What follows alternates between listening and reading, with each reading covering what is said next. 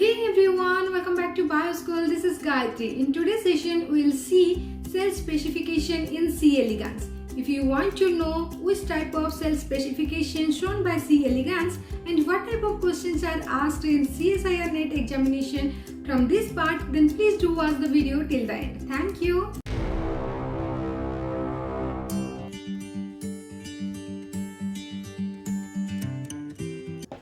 So in today's session, we will see about the cell specification in C. elegans.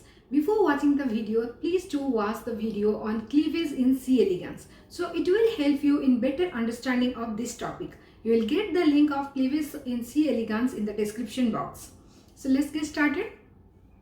We all know that the C. elegans are the small pre-living soil nematodes, which are commonly known as the roundworm, and they are well known for is the rapid period of embryogenesis, and it produced the relatively few cell types. In early life, the C. elegans were the male, but when they grown off, then it develops the ovary and it becomes the hermaphrodite. These roundworms, they can produce by the self-fertilization or by the cross-fertilization. Now we'll see the cell specification. The C. elegans is so both the conditional as well as the autonomous mode of the cell specification.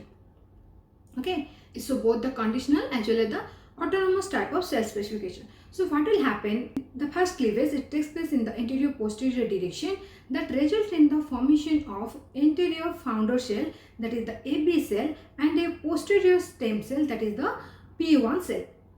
Okay, this the P1 cell, it develops autonomously. It develops autonomously, or it shows the autonomous type of the specification. Means is the cell fate is depend on is the own. It does not depend on the neighboring cells. So without the presence of the AB cell, AB founder cell, it could generate all the cell that it would normally make. Okay, and that result in the formation of posterior half of an embryo. Whereas the AB founder cell, this one, it shows the conditional specification. AB cell, it shows the conditional specification. Means if you put the AB cell in isolation, then it will make only a small fraction of the cell types that would it normally make. Okay, and this AB cell, it need to interact with the PI cell, that is the posterior stem cell, in order to develop normally. Okay, as it depends on the posterior stem cells to develop normally, that's why it shows the conditional type of cell specification. Okay, this is the important point. The ABA blastomeres, it shows the conditional type of cell specification, whereas the posterior stem cell, it shows the autonomous type of cell specification. So let's know more about the autonomous and the conditional type of the cell specification. Now we will see the autonomous specification. So the autonomous specification is seen in the posterior stem cells. Okay, so the P granules, what we have discussed in the last video, they specify the germ cells, whereas the skin1, pol1 and the PA1 protein, they thought to encode the transcription factor, and they determine the fat of the cell derived from the 4 posterior stem cell somatic founder cells, that is the MS cell, E cell, C cell and the D cell.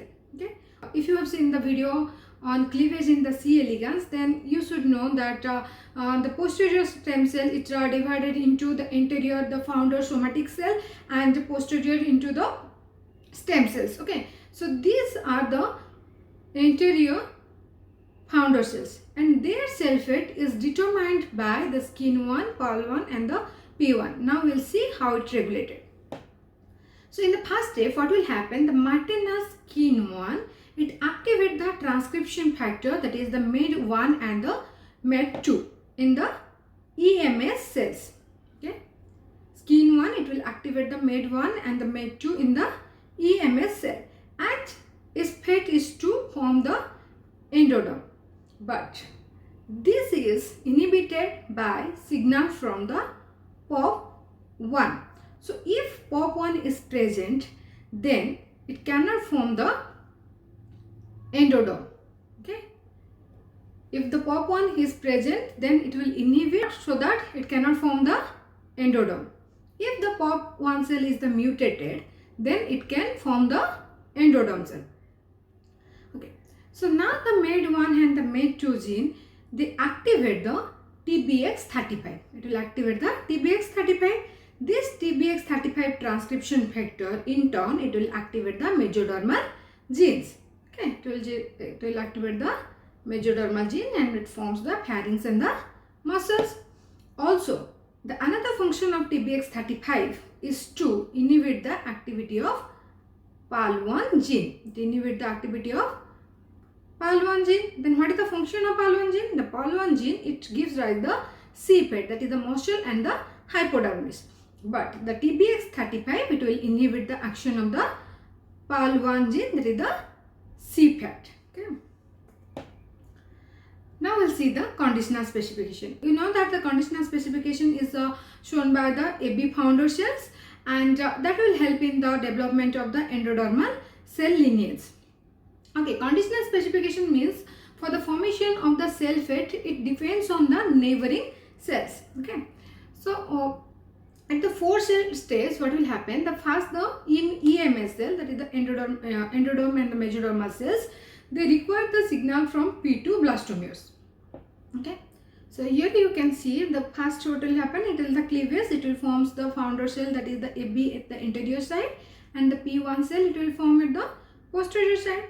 Then in the next cleavage, the AB cell, it will divided into AB anterior and AB posterior, and P1 cell, it divided into the anterior founder cell, that is the EMS cell, and the posterior stem cell, that is known as the P2 cell. Okay, with the 4 cell stage, the EMS cell, this EMS cell, it required the signals from the P2. Okay, it required the signal from the P2.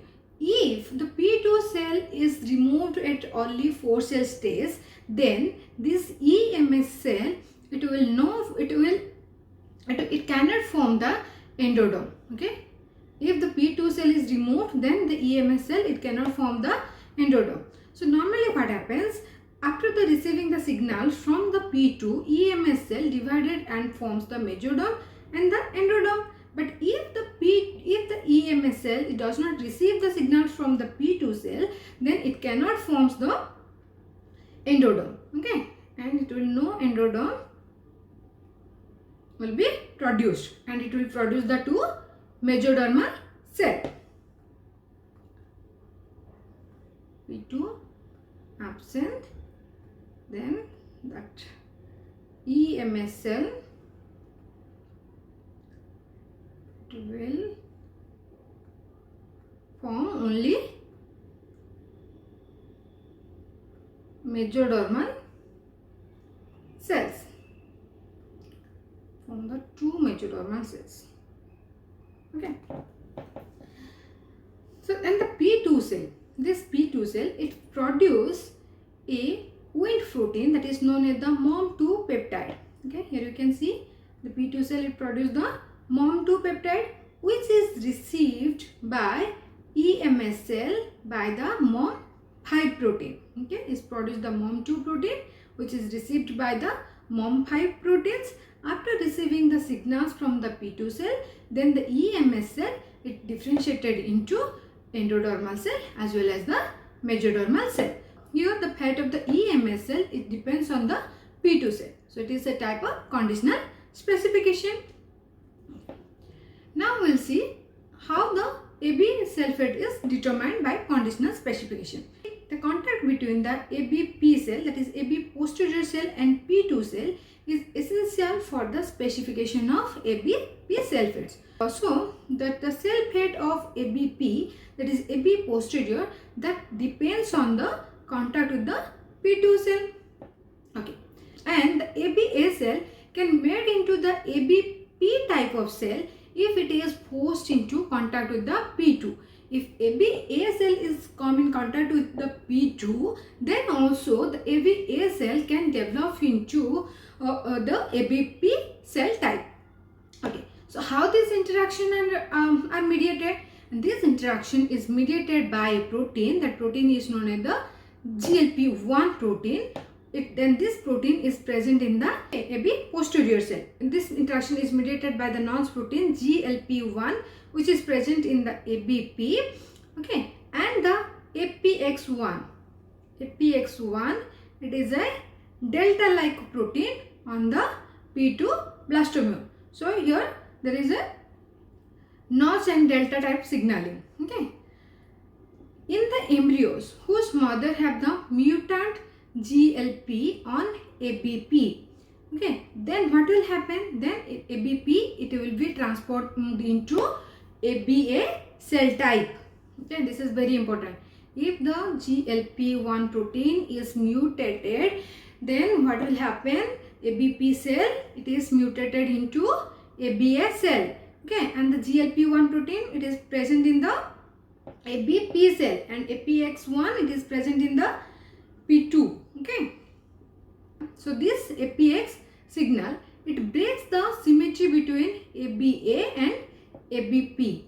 Okay, and it stimulates the GLP-1 protein on AB descendant cell that is present near to it. Okay, so this APX1, it breaks the symmetry between ABA and ABP, and it stimulates the GLP-1 protein that is present near to the P2 cell. In doing so, this P2 cell, it initiates the formation of dorsal and the ventral axis formation. Okay, and now we will see the previous year question related to this topic.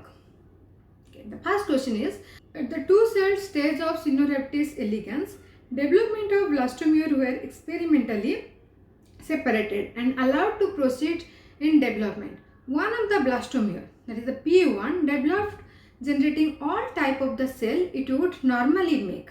Okay, P1 cell develop all the cell that would it normally make. While the other blastomere, that is the AB blastomere, made only fraction of the cell type that it would normally make. The following conclusion could be drawn. So from this, we get that the P1 blastomere, it shows the autonomous type of cell specification because it made all the cell type what it normally makes, whereas the AB blastomere, it shows the conditional specification. Now we will see the determination of both P1 and AB was autonomous. No. Determination of both P1 and AB was conditional. No. The determination of P1 was autonomous and AB was conditional. Yes. Okay, so this one is the correct answer. Both asymmetric division and cell-cell interaction specify the cell fate in early development. Yes, so R and S are correct. Which of the following combination is correct? That is R and S. That is option D is the correct answer. Next question. The zygote of C. elegans exhibit rotational cleavage. Yes. The first two blastomeres formed, first two blastomeres were the AB and the P1, and they are experimentally separated. The following outcomes may be possible. So let's see what are the outcomes. The P1 cell in isolation generate all the cell it would normally make and showing autonomous specification. Yes, P1 cell show the autonomous specification. P1 cell in isolation generate all cell it would normally make, showing conditional specification. No. AB cell in isolation generate a small fraction of cell type it would normally make, showing conditional specification. Yes, right. AB cell in isolation generate small fraction of cell type it would normally make, showing autonomous specification. No. So which of the following combination of statement is true? We know that the P1 cell it shows the autonomous specification by making all the cell type what it normally make, whereas the AB cell it generates the small fraction of the cell types what it normally makes, showing the conditional specification. So which of the combination is true? That is the P and R, that is option A is the correct answer. Okay, this one is the last question. C. elegans embryo use both autonomous and conditional modes of cell specification. Okay, we have studied. Conditional specification at 4 cell stages can be seen in the development of the endodermal cell lineage, okay, and also in the establishment of dorsal and ventral axis. We have discussed all about this. Following are the few statements regarding this. Okay, let's see what are the statements. If the P2 cell is removed at only 4 cell stage, okay, if the P2 cell is removed, then the EMS cell will divided into 2 MS cells and no endoderm will be made, because at the 4 cell stage the P2 cell, it required the signals from the because at the 4 cell stage EMS cell, it required the signal from the P2 cell to divide it into endodermal cell and the mesodermal cell. But if the P2 cell is removed, then it will result in the formation of the 2 mesodermal cell and there will be no formation of endoderm. We have discussed about it in our slides. So this one is the correct answer. In POP1 deficient embryo, okay, so what is the function of POP1? In autonomous specification, we have seen that POP1 is present, then it inhibits the EMS cell to become the endodermal cell. But if the POP1 is deficient, then EMS cell, it can become the endodermal cell or the E cell. So this one is also correct answer. When the position of ABA, ABP was reversed, okay, ABA and ABP was reversed, their fate get reversed and no normal embryo forms. No, this one is the wrong. In embryo whose mother have mutant GLP1, GLP1 is mutated, then what will happen? That ABP cell, it will be transformed into ABS cell. Okay. So, which of the above statements are true? The true statements are P, Q and S. Thank you so much for watching the video till the end. This video will definitely help you in your examination and the solving the question related to this topic. If you like this video, then please share and don't forget to subscribe my channel. Bye bye. See you in my next video.